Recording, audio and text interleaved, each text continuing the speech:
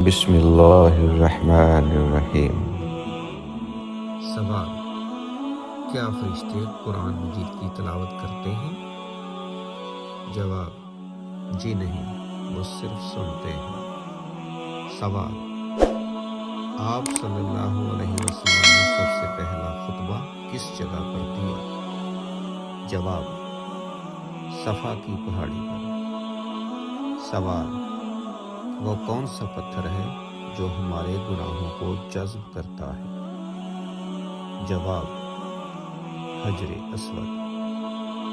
سوال: کون سے صحابی سب سے پہلے جنت کا پانی نوش فرمائیں گے؟ جواب: حضرت صہیب رضی اللہ تعالی عنہ۔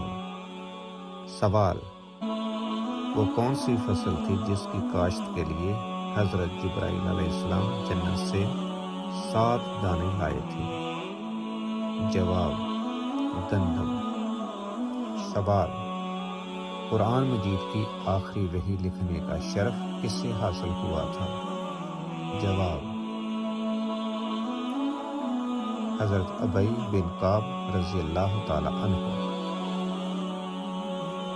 سوال: کون سے نبی 30 سال کافر کے گھر میں رہے؟